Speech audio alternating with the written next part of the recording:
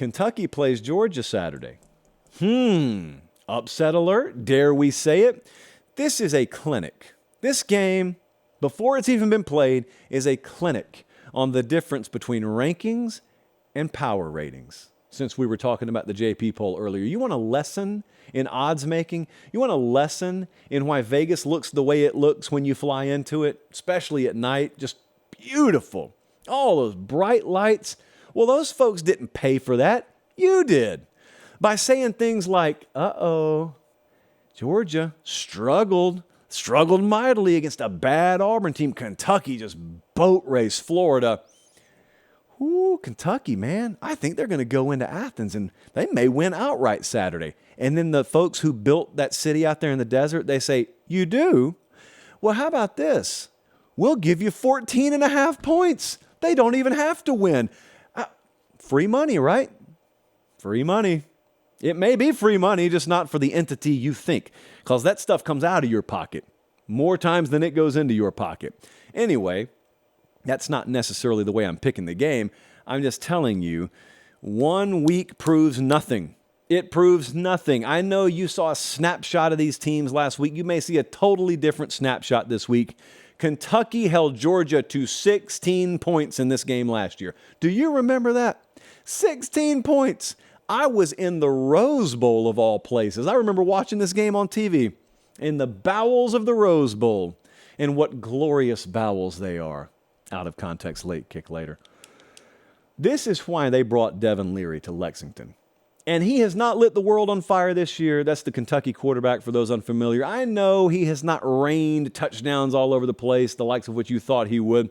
But like I just said, whether it's a team or an individual, I don't care what he's done so far this year. I see every Saturday guys play out of their mind for 4 quarters, and I've got a guy up in the broadcast booth saying, well, who would have ever expected this coming into today based off of his season stats? Stuff happens all the time. It just needs to happen for Devin Leary Saturday. I know what you're thinking. Josh, they ran it up on Florida, and he didn't even throw for 70 yards. What team have you been watching? They are not running the ball like that on Georgia. I promise you, they will not run the ball like that on Georgia. Georgia's run defense will decide this game. Georgia's defense is 67th in rush yards per attempt allowed. Makes them sound vulnerable, right? In fact, I saw the same thing you did last week, or maybe we didn't, because you watched the Auburn game, but you looked at that box score and you said, Auburn ran for over 200. In fact, Auburn had over 200 on the ground by the start of the 4th quarter. I was there, guys. I stood on the sideline. I watched it. You know what else I watched? I watched Peyton Thorne, of all people, at quarterback, running the ball, of all things, racking up a lot of that yardage. And so I asked myself, is Devin Leary going to do that? And the answer is no, he's not. So you know who it falls on? It falls on Ray Davis, who is a stud. It falls on traditional ground and pound. That's what it falls on.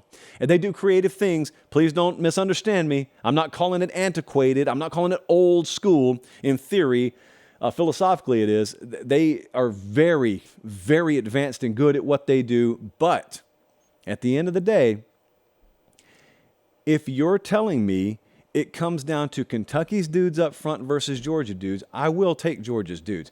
I'm not telling you they're stuffing the run. I'm not telling you it's Ray Davis 30 carries for 38 yards or anything like that. But I'm also telling you they are going to struggle mightily to run it for 125, 150 Saturday. That's my feel, okay?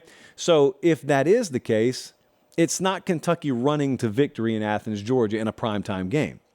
What it'll be is them running the ball good enough to set up Devin Leary to make some plays through the air. And if he can, they can compete in this game and they can win this game. If he can't, they can't. But I do not think it comes down to Kentucky's ground game, although that's the talking point, and it will be through the broadcast. That ain't it.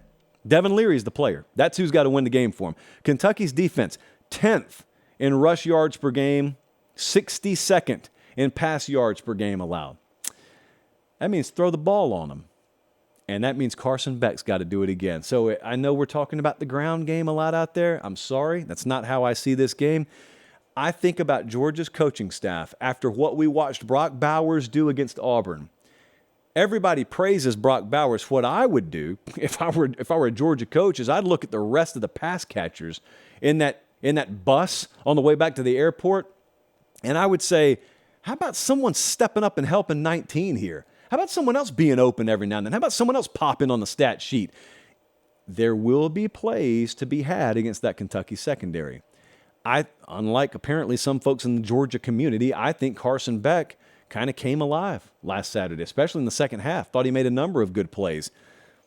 I think it'll be on Leary instead of the ground game to beat Georgia. On Kentucky's side, I think it'll be on Carson Beck. I don't think Georgia will run the ball all that well against Kentucky. I think it'll be on Beck to win the game for Georgia. And I think Beck can. I'm interested to see if Leary can. Let's take a look at what the model thinks. Colin, let's take a look at what Vegas thinks. Georgia minus 14.5. I think Georgia's going to play their best game of the year Saturday. I think they're going to beat Kentucky. I think they'll cover in the process. And I'm really high on Kentucky. I just think that you beat Florida last week, and that was wonderful. Georgia struggled against Auburn, and that is not wonderful for them. They're coming home. They don't have a loaded home schedule at all, and those season ticket holders are none too pleased about it. But all of a sudden, you're tossing them a top 20 matchup out of nowhere, and you're doing them the benefit of getting hyped up because you just beat Florida. And you're coming in probably playing a style of ball very conducive to this Georgia defense shining against you. And I think that there is probably more to be had through the air against Kentucky's defense than at first glance we see. I think Georgia's actually going to figure out a way to win and cover. Now, we also know something else, don't we? We know I picked Florida last week. So what does it all really mean? I don't know. I don't know what it really means. I will say that apologies Mark Stoops piece of paper, I never threw it away. So if I need to use it Sunday, I have it on deck. It's ready to use Sunday. And look, no one would be happier than me if Kentucky goes in there and beats Georgia, because what kind of chaos does that throw the Sunday show into? And I've been wrong before. I'll be wrong again. Those usually make the most entertaining Sunday shows. So whatever happens, see you here Sunday.